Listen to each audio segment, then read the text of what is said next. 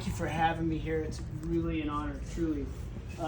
You know what's funny is today there's a Chiefs game, right? Yeah. Chiefs game playing the Dolphins. So on my flight from San Diego here, there's a bunch of guys on the flight from Cali that are Dolphins fans, and they're all geared up, and I'm like, man, they have no idea what they're saying. They have no idea. So I 100% believe the Chiefs are going to literally dominate this game. A little bit different than the last time the Dolphins and the Chiefs played. Yeah. So, if you guys remember that.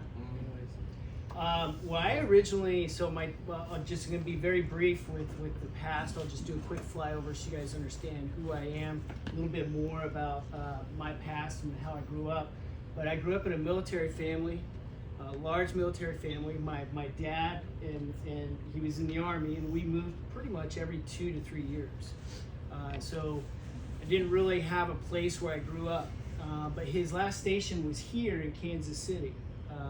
We lived in Leavenworth. He was stationed at Fort Leavenworth, and he retired in the late 90s. So I went to high school here, met my wife here, went to college here, and started my business here. This is where I started my career in the roofing industry. And so, I worked as a sales rep, and then eventually ventured off and started my business. And little by little, the business grew. We did really well. We were doing $5 to $6 million a year in revenue consistently. This was like between 2014 and 2016, 17. And then my wife and I made a decision to move out to California. And so we left a branch here open. We moved out to California, the San Diego area, and decided to open up a branch there. Now at that point, I brought on some partners and we started opening up more branches. So we operated in about 11 states and had over 100 employees. This was like 2018, 19, 20.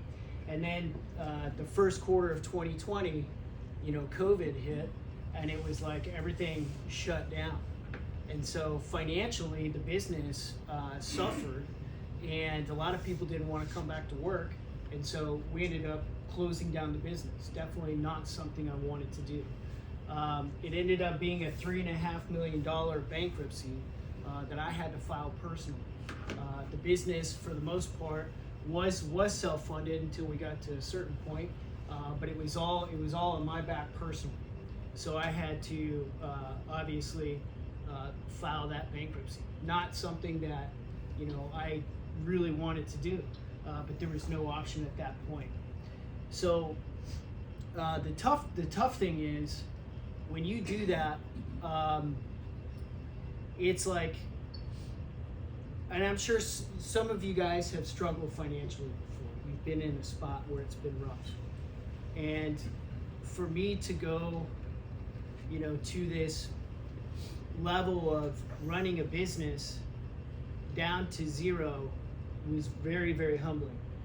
And I was actually just writing about this the other day, how literally 2 years ago, I had, it was over a dozen vehicles repossessed. My own personal truck and all the company vehicles, everything was just repossessed. And I remember that day. I remember taking a picture, as all the vehicles were leaving. I was like, I gotta remember this moment and capture this moment. And it was pretty emotional. But at that time, I had to make a decision. I could either stay in a mindset of complaining, negativity, stay in a mindset of just wallow, you just wade in your own crap, whatever it is, or I could go out and do something about it. So I didn't have a vehicle at the time. And solar was a big thing in California. It was a great way to make money. So I went to work for a solar company, but the only way I could really get to neighborhoods was a bike. So I had to borrow a bike. Literally, all my accounts were frozen or negative, so I didn't have any money. So I had to borrow a bike to go out and knock doors to sell. And so That's what I did. And so it was like from commission, the commissions that I was earning, I was able to pay bills to eventually buy my own bike. So I bought my own bike at that point with commissions. And then it's just like you just keep on working and you're riding your bike or what have you. But then that bike crapped out.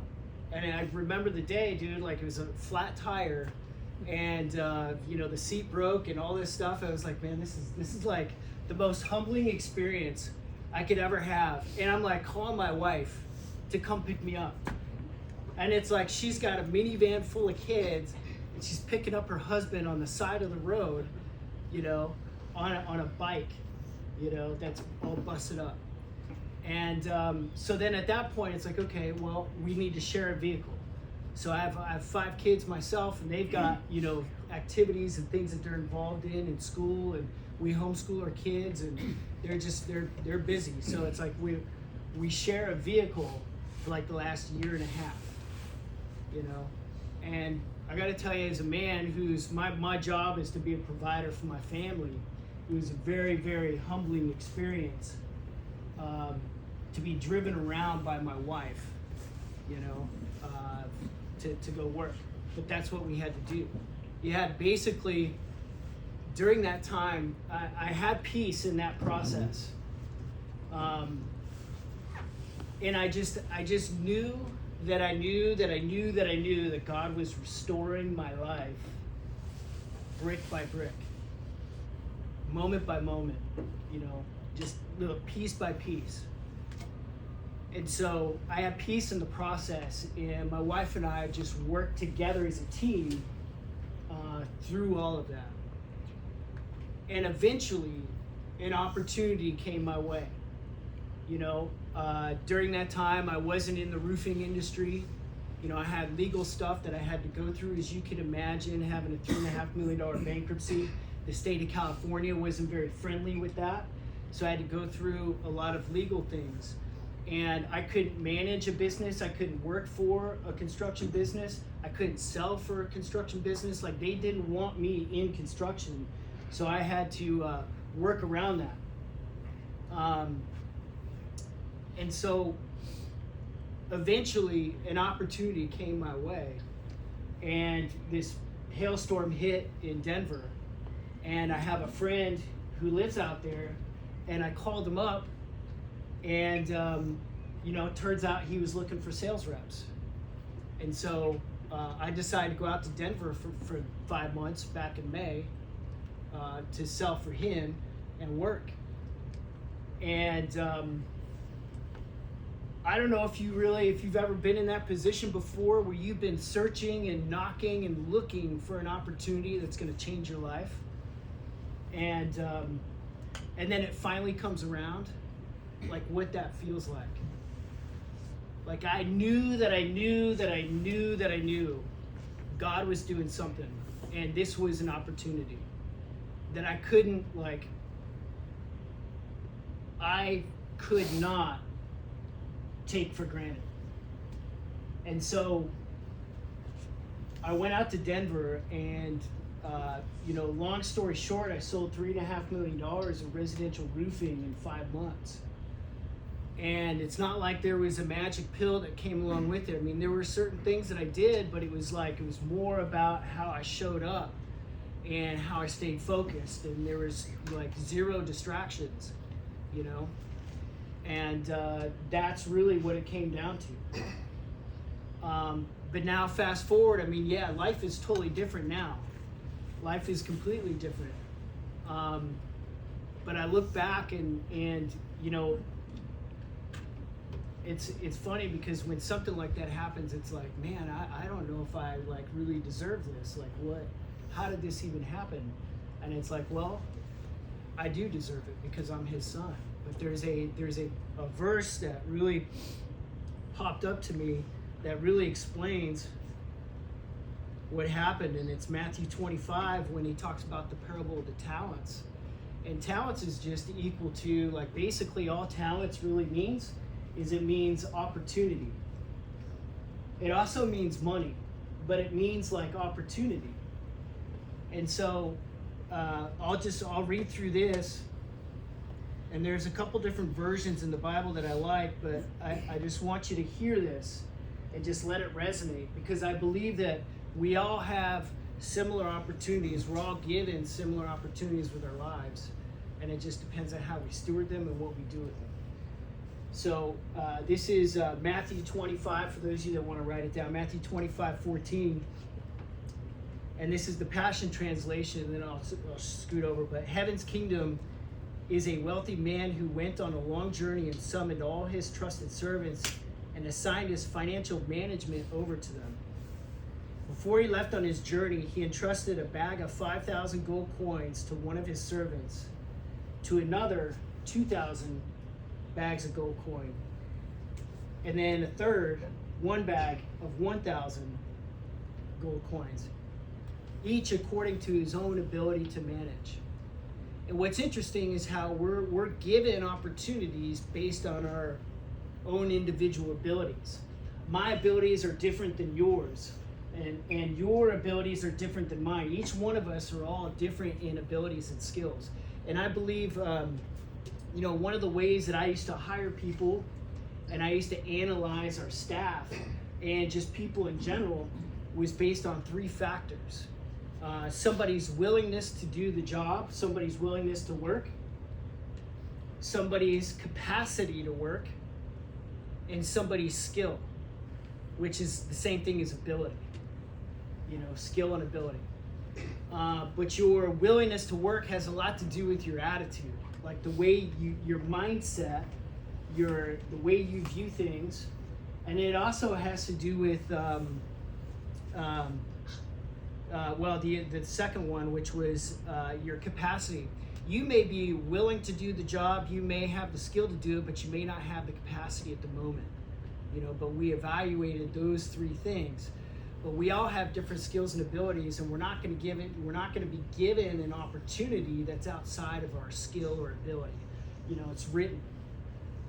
And so if you've got an opportunity in front of you, it's like it's within your ability. Don't disqualify yourself, because that's another thing that happens is mentally sometimes we're just like, yeah, this just, we get in this negative mindset where it's like we don't have, we get nervous about it, or we just don't think that we deserve it, or whatever it is. You've been given the opportunity, you deserve it, you're here, make the best of it. And so it carries on. The one entrusted with 5,000 gold coins immediately went out and traded with the money, and he doubled his investment. And in the same way, the one who was entrusted with 2,000 gold coins traded with the sum and likewise doubled his investment. So it's interesting because they're both given, something, and they both did the same thing with the opportunity to double the investment. And then there was one who had been entrusted with 1,000 gold coins. He dug a hole and buried it. And so he did nothing with the opportunity. He did nothing with the money that was given to him. And so I look at that and I'm like, man, and I was just thinking about this yesterday. I don't want to be in front of my maker when it's all said and done and not have multiplied what I've been given, whatever it was. My marriage, my relationships, flourishing my relationships, flip my kids, flourishing my relationship with my kids, an opportunity, work, multiplying my work, doing it to the best of my ability, whatever that is, because we all have different abilities. And then it finishes up, and this is what really hits home for me. So when the master addresses, when the boss addresses, or God addresses the man who actually did something with the investment, he was full of praise, and he said, "Well done, my good and faithful servant. You have been faithful in handling this small amount, so now I'm going to give you many more responsibilities." And what's interesting is, where this business is right now. Like, I truly believe, and Garrett and I have been in contact the last couple of years, and even this morning, it's like, man, you know, this business is on a launch pad. And so it's just going to continue to grow. More opportunities are going to open up. But it's really like those opportunities are given to those who like are faithful with what they're given in this moment, you know, if that makes sense. So, I mean, I look at this, you have been faithful in handling the small amount. So now I will give you many more responsibilities. Come, let's celebrate together. And so, to me, like, that's what has been going on the last 5 months. It's like my heart in the way that I was running my business wasn't the right way. It wasn't there. And so it ultimately closed. But then it's like my heart had to get right. And then an opportunity was given to me. I took it, and now I'm able to self-fund the rebuilding and you know, the investment that it takes to rebuild my business, you know, and that wouldn't have happened just by myself. But I just want to share that with you guys today because I believe that there's some nuggets in just my own personal struggles and challenges that you guys can all relate to personally. Hopefully it strikes a chord. And, you know, there's something that here, something special within where you're at now with this company, and hopefully you can take that and do something with the opportunity you have here. So that's my personal story. Now I know, like, we're in the roofing industry, and you're probably thinking like, man, $3.5 million in 5 months. What did you do? How did that happen? Well, I knocked doors for one thing. And that wasn't easy because, you know, I'm living in San Diego. Now all of a sudden I'm in Denver. I'm a foreigner in a foreign market. So how do you knock doors and get on roofs and do inspections and sell jobs? And so really what it came down to was I was just me. You know, I didn't try to be somebody I wasn't. I was me. I was very direct with people. I wasn't overly friendly, but I wasn't, you know, this is what we call a balance of warm and strong. You know, you got to have a smile, but yet you also have to be strong so you're not a pushover. You have to be assertive, right? But not so assertive that, you know, people call the cops on you. You know, like, that's a real thing. So it's like learning that balance. But it was just like, you know, when I'm there, I know I'm on a mission. You know, I have a goal in mind. I'm here to sell, and I'm here to do a job, and I'm here to produce. And so my minimum was 1 claim a day. It's like, I won't, you know, I'm just going to continue to work until I know I've filed a claim, you know, that day with somebody. 1 claim a day. There are days where I get like 4. There are days I get 3. There are days where I get 1. But it was like every day I was working, I was getting 1. And that was the mentality. And sometimes that 1 would happen at 8 o'clock at night, and sometimes that 1 would be the first one. But, you know, it varied. But I don't necessarily want to talk to you guys about how to knock doors, but I want to give you a couple of things that I did that was very, very, very effective, that a lot of contractors don't do. And they don't have, maybe they don't know how to do it. Nobody's ever taught them, but it just makes sense. Because what our industry is plagued with, if you really think about it, we're different than painters. We're different than kitchen remodelers. We're different than bathroom remodelers. When you remodel a bathroom, the customer can walk in and see the finished product and know if something is going to work or not. When you do a roof, the customer's not going to get up on a roof and review it and be like, that's done correctly, that's not done right, or, you know, this doesn't look right.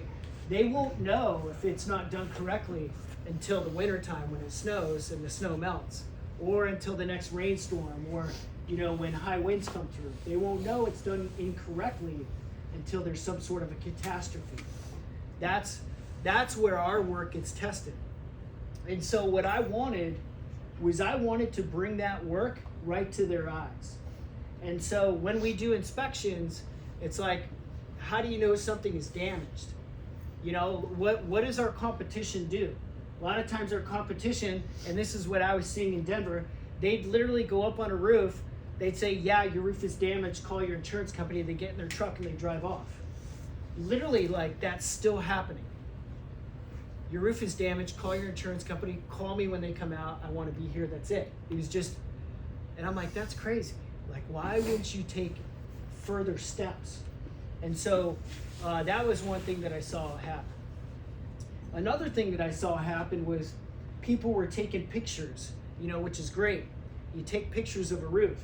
But, you know, roofers, how do I say this? You know, well, construction in general, a lot of contractors aren't necessarily the most honest people in the world, you know? Not the most integral people in the world. I'm sure you've probably heard that. We each, every time we meet with a client, we're constantly battling the reputation of the contractor before us. And so it's like pictures, you can't even guarantee that a picture that you take is of the same roof you're looking at, if that makes sense. Because someone could take a picture of a damaged roof and then show it to somebody that doesn't have damage and say, this is your house. So sometimes pictures aren't necessarily the truth. But what is real is video. Video is real. Like, I'll give you an example. You guys know who Ray Rice was? Who Ray Rice is? The running back for the Baltimore Ravens back like maybe 10 years ago. Super, like, an amazing athlete. Well, he got into some trouble. You know, he got into some trouble and he was abusive to his girlfriend.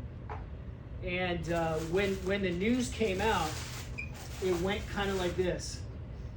The coach stood in front of the media and was like, we stand behind Ray in this hard time in his family. We're here for him. We're going to take care of him, and we're just going to be praying for him. NFL, Roger Goodell, same similar statement. We're here for Ray. We're here for his family. We stand behind him. You know, we're going to help him through this time. We're here for him. Let's all support him. And then all of a sudden, the elevator video of what happened surfaced. And immediately, Ray Rice was kicked off the team. He was kicked out of the NFL. And it was like, we want nothing to do with Ray. And rightfully so, because it was really brutal and it was just unacceptable. And that's the power of the video. And so when I do an inspection on a roof, I do a video of that roof. And it's 1 minute, maybe 90 seconds. But it's like, this is your roof. These are the problems on your roof. And this is what caused the problem, and this is what's going to happen if you don't fix it. And so, because the biggest issue that people have, and I would battle this all the time, if they don't file a claim now, it could be 3 weeks before they file a claim. It could be like, literally, it's like they don't really understand. They've got to take action.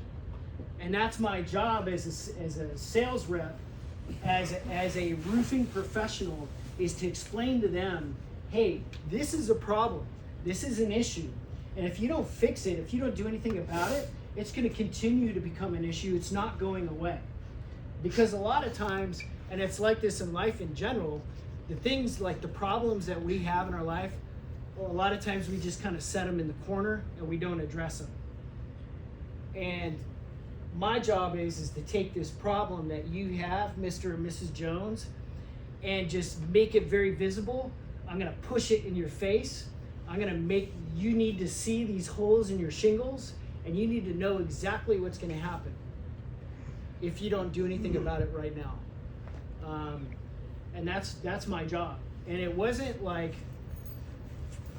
very easy sometimes, because I could be very assertive and point blank, but you can be assertive and point blank in a video and be a little bit different in person. You can say whatever you want on camera, and it's totally fine. So that was one tool that got people to pull the trigger immediately and create urgency. Because again, if I don't create urgency, chances of them doing something right now goes down dramatically. and the chances of them working with you can go down dramatically. Okay, but I want that urgency to take some action right now. So that was one thing I used to create urgency.